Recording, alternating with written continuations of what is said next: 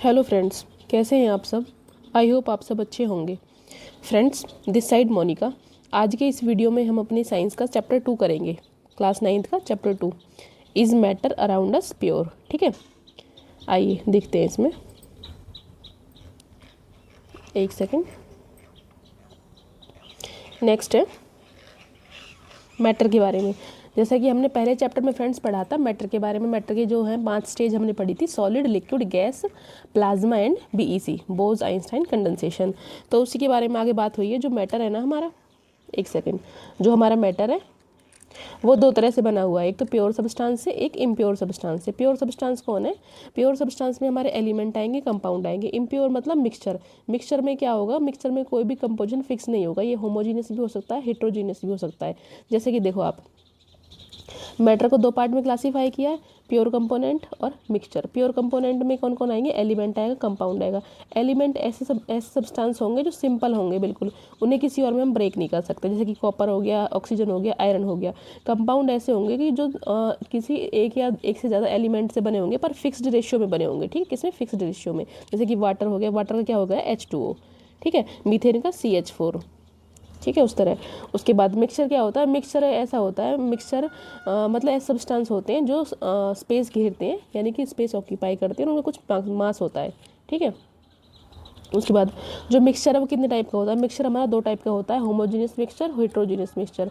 Homogeneous mixture वो mixture है जिसका यूनिफॉर्म कंपोजिशन होगा, यानी कि एक जैसा कंपोजिशन होगा। हेट्रोजीनियस मिक्सचर का मतलब है उसका कंपोजिशन जो है नॉन यूनिफॉर्म हो गया, सेम नहीं होगा, अलग अलग होगा। जैसे कि एयर हो गया हमारा, सैंड हो गया। ठीक है, इसमें होमोजीनियस मिक्सचर में क्या हो जाएगा? शुगर इन वाटर, यानी कि वाटर में अगर हम चीनी घोलते हैं तो पूरी घुल जाती है, वो होमोजीनियस मिक्सचर है। बट जो सैंड है, अगर उसको हम वाटर में घोलेंगे तो वो नहीं घुलेगी। ओके, नेक्स्ट देखते हैं सॉल्यूशन के बारे में। सॉल्यूशन क्या होता है? A solution is a homogeneous mixture. अभी हमने पढ़ा था ना, होमोजेनियस मिक्सचर होते हैं और हेट्रोजेनियस मिक्सचर होते हैं। होमोजेनियस मिक्सचर वो मिक्सचर होते हैं जिनका यूनिफॉर्म कंपोजिशन होता है, यानी कि जो एक दूसरे में पूरी तरह मिक्स हो जाते हैं। सॉल्यूशन हमारा होमोजेनियस मिक्सचर है, 2 और मोर सब्सटेंसेस का। उसकी प्रॉपर्टीज़ क्या है? Particle of solution are smaller than 1 nanometre, यानी कि जो सॉल्यूशन के पार्टिकल होते हैं वो इतने स्मॉल होते हैं, 1 नैनोमीटर से छोटे होंगे, तभी वो आपस में ईजिली मिक्स हो जाएंगे। They do not scatter beam of light passing through solution. वो जो पार्टिकल होते हैं सॉल्यूशन के, वो बीम ऑफ लाइट को स्कैटर नहीं करते हैं सॉल्यूशन से, क्योंकि पार्टिकल इतने छोटे होते हैं, उनसे बीम ऑफ लाइट पास ही नहीं होगी। Solute particle can not separated from the mixture by simple filtration. यानी कि जो सॉल्यूशन है ना, उसमें दो पार्ट होते हैं, एक तो हमारा सॉल्यूट होता है, एक हमारा सॉल्वेंट होता है। ठीक है, सॉल्यूट वो सब्सटेंस है जो कम अमाउंट में प्रेजेंट है। सॉल्वेंट वो सब्सटेंस है जिसमें सॉल्यूट डिजोल्व किया हुआ है। जैसे कि आप एग्जांपल से देखिए, अगर आप नींबू पानी बनाते हैं तो आप पानी में चीनी डालते हो, तो जो चीनी आपने कम अमाउंट में डाली है वो है सॉल्यूट, और जो आपने पानी लिया है ना जिसके अंदर चीनी आप डिजोल्व कर रहे हो, जो पानी हमारा ज़्यादा अमाउंट में है, वो है हमारा सॉल्वेंट। ठीक है, सॉल्यूट का पता चल गया, सॉल्वेंट का पता चल गया। इसने कहा है कि जो सॉल्यूट पार्टिकल होते हैं ना होमोजेनियस मिक्सचर के, उनको हम सिंपल फिल्ट्रेशन से सेपरेट नहीं कर सकते। सिंपल फिल्ट्रेशन से मतलब है कि आप उनको सिंपल फिल्टर पेपर से फिल्टर करके सेपरेट आउट नहीं कर सकते। ठीक है, ये हो गया हमारा सॉल्यूशन। नेक्स्ट है सैचुरेटेड सॉल्यूशन और अनसैचुरेटेड सॉल्यूशन। सैचुरेटेड सॉल्यूशन वो सॉल्यूशन है जिनमें हम सॉल्यूट को और ज़्यादा मिक्स नहीं कर सकते, और अनसैचुरेटेड वो है जिनमें हम सॉल्यूट को और ज़्यादा मिक्स कर सकते हैं। जैसे कि आप देखिए, when no more solute can be dissolve in a solution at a given temperature. ये बहुत इंपॉर्टेंट है, गिवन टेम्परेचर। इसका मतलब क्या है? आप एग्जाम्पल से देखो, जैसे कि आप शिकंजी बनाते हो तो पानी में आप चीनी डिजोल्व करते हो। ठीक है, 1 चम्मच डालोगे, 2 डालोगे, 4 डालोगे, 10 डालोगे। 10 चम्मच के बाद चीनी ना घुलनी बंद हो जाती है, चीनी वैसे ही ठहर जाती है नीचे। जैसे आप चीनी डालोगे वो ठहर जाती है। जब चीनी जिस स्टेज पे घुलनी बंद होगी उसको हम बोलेंगे सैचुरेटेड सॉल्यूशन। ठीक है, एट ए गिवन टेम्परेचर, यानी कि उसी टेम्परेचर पे। बट जब आप उसमें हीट सप्लाई करते हो या फिर उसका टेम्परेचर बढ़ाते हो, टेम्परेचर बढ़ाने पे काइनेटिक एनर्जी बढ़ जाएगी, तो जो आपका डिजोल्वेशन पावर है वो भी बढ़ जाएगी, यानी कि आप जो डिजोल्व कर रहे हो वो आपका और डिजोल्व हो जाएगी। चीनी, हमने चीनी का एग्जांपल लिया है। मान लीजिए एक स्टेज पर आपकी चीनी बिल्कुल यहाँ बैठ गई है कि अब नहीं घुल रही। ठीक है, चीनी बैठ गई है। आप इसमें क्या करोगे? यहाँ से हीट दोगे। हीट देने से आप क्या करोगे? जो ये जो चीनी के पार्टिकल है ना, ये मूव करेंगे। मूव करने से क्या होगा? ये भी डिजोल्व हो जाएंगे।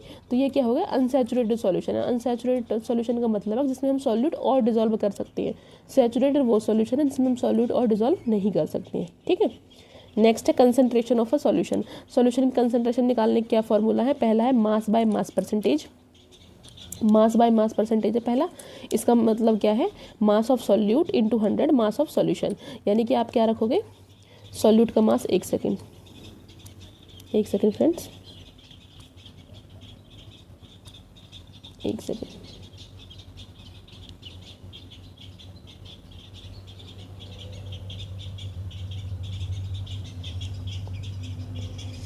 मास बाय मास परसेंटेज का मतलब है आप इसमें क्या करोगे, सॉल्यूट का मास रखोगे पहले, मास ऑफ सॉल्यूट और मास ऑफ सॉल्वेंट। ये किसका है, सॉल्यूट का है, ये किसका है, सॉल्वेंट का है, इंटू 100। ठीक है, ये हो जाएगा मास बाय मास परसेंटेज से। अगर आप किसी सॉल्यूशन की वॉल्यूम निकाल रहे हो, मतलब किसी सॉल्यूशन की कंसंट्रेशन निकाल रहे हो, सॉरी, सॉल्यूशन की कंसंट्रेशन फाइंड करने के 3 तरीके हैं, mass by mass percentage, mass by volume percentage, volume by volume percentage.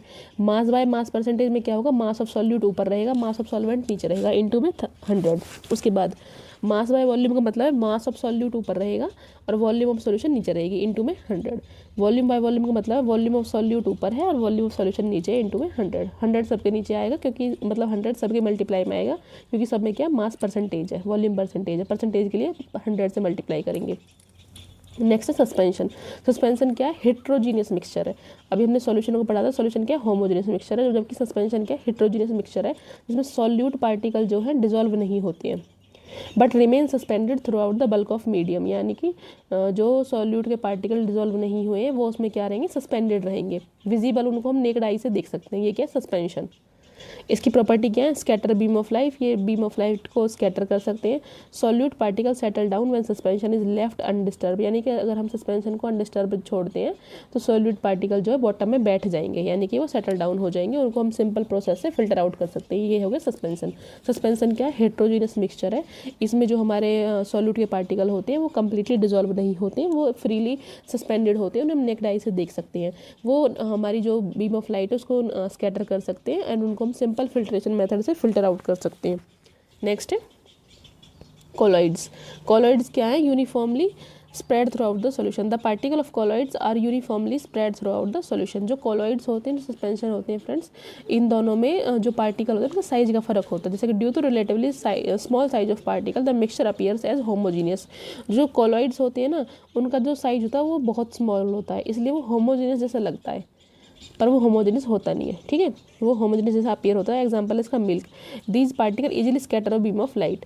ये भी स्कैटर कर सकते हैं बीम ऑफ लाइट को, क्योंकि ये हेट्रोजेनियस मिक्सचर है। इसको हम बोलते हैं Tyndall effect. Tyndall effect can be observe when a beam of light enter a room through the small hole. आपने देखा होगा अगर रूम में कहीं थोड़ा बहुत होल हो तो वहाँ से जो सनलाइट आती है ना, सनलाइट में डस्ट पार्टिकल, मान के चलो यहाँ होल है, यहाँ से सनलाइट आ रही है, इसमें बहुत सारे छोटे छोटे डस्ट पार्टिकल ऐसे उड़ते हुए दिखाई देते हैं, तो इसको हम बोलते हैं टिंडल इफेक्ट। इसने बोला टिंडल इफेक्ट को हम ऐसे किसी होल में से देख सकते हैं, या फिर कोई घने जो फॉरेस्ट होती है ना, उनमें कोई ऐसा लाइक थोड़ा बहुत होल हो जहाँ सनलाइट नीचे गिर रही हो, तो वहाँ भी हम टिंडल इफेक्ट को देख सकते हैं। अब बात हुई सस्पेंशन और कोलॉइड के बारे में। सस्पेंशन और कोलॉइड जो दोनों ही हेट्रोजीनियस है। उसके बाद इनके जो पार्टिकल के साइज में डिफरेंस है कि जो कोलॉइड्स होते हैं उनका साइज बहुत छोटा होता है, इसलिए वो होमोजीनियस जैसे लगते हैं, बट वो भी टिंडल इफेक्ट दिखाते हैं, बीम ऑफ लाइट को स्कैटर कर सकते हैं। जो सस्पेंशन होते हैं उसके जो पार्टिकल होते हैं उनका साइज बड़ा होता है और वो बीम ऑफ लाइट को स्कैटर कर सकते हैं एंड टिंडल इफेक्ट शो करते हैं। ठीक है, नेक्स्ट है हमारा प्रॉपर्टी। क्या है इसकी प्रॉपर्टी है, the size of particle of colloids are too small but enough to scatter a beam of light. यानी कि जो पार्टिकल का साइज है ना वो बहुत छोटा होता है, बट वो बीम ऑफ लाइट को स्कैटर कर सकता है। ये सेटल डाउन हो सकते हैं, ये सेंट्रीफ्यूगेशन से सेपरेट कर सकते हैं, बट सिंपल प्रोसेस से इनको हम सेपरेट नहीं कर सकते हैं। नेक्स्ट है मेथड ऑफ सेपरेशन। सेपरेशन के मेथड क्या है, पहला है सेंट्रीफ्यूगेशन। सेंट्रीफ्यूगेशन वो मेथड है जिसमें पार्टिकल जो आउटसाइड ऐसे आउटसाइड जाएंगे सेंटर से, जैसे कि फॉर एग्जांपल वॉशिंग मशीन है, या फिर हम दूध से मतलब दही से मक्खन निकालते हैं, वो सेंट्रीफ्यूगेशन की प्रोसेस है। उसके बाद है क्रोमेटोग्राफी। क्रोमेटोग्राफी से हम क्या करते हैं, क्रोमेटोग्राफी में डाई का कलर निकालना है या फिर ड्रग्स निकालने हैं ब्लड से, तो कोई क्रोमेटोग्राफी के एग्जांपल, यहाँ पे एग्जांपल याद रखना कि कौन सा मेथड किसके लिए यूज़ होता है। उसके बाद है separation of to immiscible liquid. देखो ये है टू इमिसिबल, ये है टू मिसिबल। जो टू इमिसिबल लिक्विड है उनको हम सेपरेट कर सकते हैं किसके थ्रू, जैसे कि सेपरेटिंग फ़नल से। सेपरेटिंग फ़नल में हम किसका यूज़ करेंगे? अगर हमें ऑयल और वाटर को सेपरेट करना है तो हम सेपरेटिंग फ़नल का यूज़ करेंगे। अगर हमें आयरन ओर से आयरन को निकालना है तो हम सेपरेटिंग फ़नल का यूज़ करेंगे। सेपरेटिंग फ़नल का यूज़ हम वहाँ करते हैं जहाँ हमारे दो इमिसिबल लिक्विड होते हैं, यानी कि जो आपस में मिक्स नहीं होते। अगर दो मिसिबल लिक्विड है यानी कि दो आपस में मिक्स हो गए हैं तो उसको हम कैसे सेपरेट आउट करेंगे? डिस्टिलेशन से कर देंगे, डबल डिस्टिलेशन से कर देंगे। डबल डिस्टिलेशन वहाँ यूज़ होगा जहाँ जिनके बॉइलिंग पॉइंट में 25 डिग्री जो केल्विन का डिफरेंस रहेगा, यानी 25 केल्विन का अगर डिफरेंस किसी के बॉइलिंग पॉइंट में है तो वहाँ डबल डिस्टिलेशन मेथड यूज़ होगा। नेक्स्ट है क्रिस्टलाइजेशन। क्रिस्टलाइजेशन क्या है? किसी प्योर सॉलिड को अगर हमें सेपरेट आउट करना है तो क्रिस्टल की फॉर्म में वहाँ क्रिस्टलाइजेशन यूज़ करेंगे। एलिमेंट को हम 3 पार्ट में डिवाइड करते हैं, मेटल में, नॉन मेटल में एंड मेटलॉइड्स में। एलिमेंट की प्रॉपर्टी क्या है? इसमें लस्टर होती है, चमक होती है। डक्टाइल का मतलब है यानी कि इसको तार में बना सकते हैं। मेलिएबल का मतलब शीट में बना सकते हैं। सोरोनस का मतलब है कि इसमें साउंड होती है अगर हम किसी से हैमर वगैरह से बीट करें तो। उसके बाद इनकी जो अपीयरेंस है कैसी है? सिल्वर ग्रे कलर की हो सकती है, गोल्डन येलो हो सकती है। एग्जांपल है जैसे कि गोल्ड है, सिल्वर है, कॉपर है, सोडियम है। ये AU का मतलब गोल्ड है और AG का मतलब है सिल्वर। इनके सिंबल आप याद कर लेना, जो सिंबल ऐसे होते हैं ना, जैसे कि AU गोल्ड के लिए, AG सिल्वर के लिए, HG मरकरी के लिए, तो ऐसे सिंबल आप याद कर लेना। Next non metal. Non metal जो है वो मेटल के अपोजिट है, यानी कि जो प्रॉपर्टी मेटल के अंदर है तो वो नॉन मेटल में नहीं मिलेंगी। जैसे कि नॉन मेटल क्या है? नॉन लस्ट्रस है, यानी कि इसमें चमक नहीं है। नॉन मेटल जो है वो नॉन लस्टरस में चमक नहीं है, सोरोनस नहीं है, मिलिएबल नहीं है। नॉट के बाद ये सारी प्रॉपर्टी है। उसके बाद ये वैरायटी ऑफ कलर में मिलते हैं। ये हीट के पुअर कंडक्टर है, जबकि मेटल जो है हमारे हीट के कंडक्टर होते हैं, हीट के और लाइट के।